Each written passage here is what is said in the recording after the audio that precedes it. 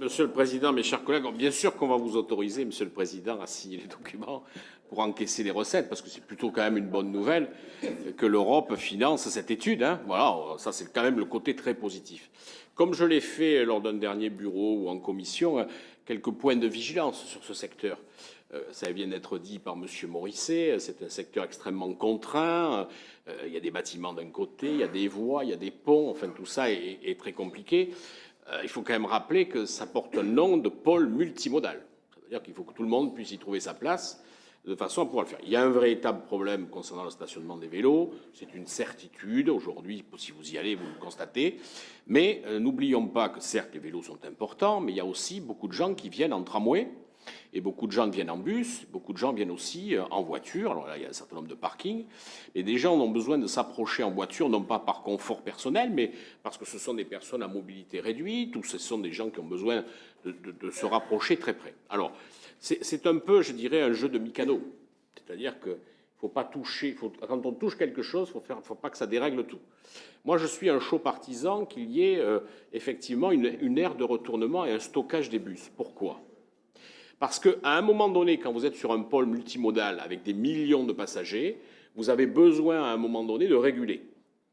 Parce que le dernier train qui arrive de Paris, il est normalement en correspondance avec la dernière ligne 1, etc. Sauf que si ce train a du retard, le bus doit attendre. Et il attend où? S'il n'y a pas un endroit pour pouvoir stationner.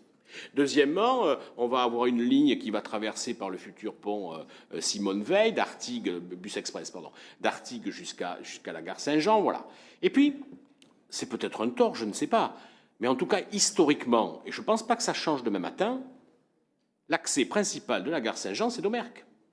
On pourra faire tout ce qu'on veut, mettre du marbre, des lumières, des cadeaux pour entrer par Belsier, ça continuera d'être Domergue.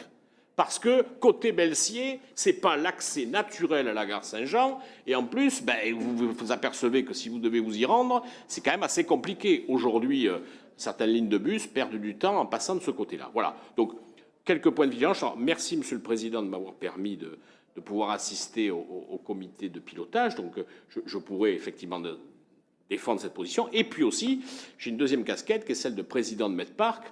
Je rappelle juste au passage que le parking Saint-Jean est le parking qui rapporte le plus à la régie Medpark.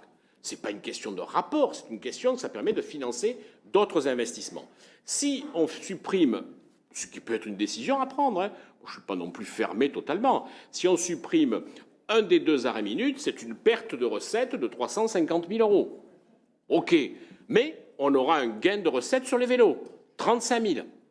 Ça veut dire que, vous avez compris comme moi que c'est important. Deuxièmement, ce parking a besoin de rénovation. Il n'est pas aujourd'hui dans un état extraordinaire. D'ailleurs, on a un souci par rapport à la plateforme tramway qui aujourd'hui prend l'eau et fragilise un certain nombre de piliers en béton de ce parking. Sachant qu'il n'est en concession à Medpark que jusqu'en 2032. Ensuite, il reprend la propriété de la SNCF. Voilà, donc c'est pour ça que j'aime bien cette expression du jeu de Mikado, parce qu'il faut faire attention à ce qu'on touche pour pouvoir que tout puisse rentrer dans ce pôle multimodal. Alors là, ce que je vais dire maintenant va faire plaisir à certains, va pas faire plaisir à d'autres, sachant qu'on va attendre des millions de passagers supplémentaires avec GPSO. Je vous rapporte, Bordeaux va devenir quand même un carrefour ferroviaire important, nord-sud, et puis les deux parties du sud et la partie du nord. Donc ce sont des millions de passagers qui vont se donner rendez-vous à cet endroit-là. Je vous rappelle juste au passage, quand un Ouigo arrive de Paris, c'est 1200 passagers. C'est 300 passagers par rame de tram. Vous voyez combien il faut de rames de tram pour enlever tous les passagers qui sont là. La descente d'un Ouigo, c'est 18 minutes.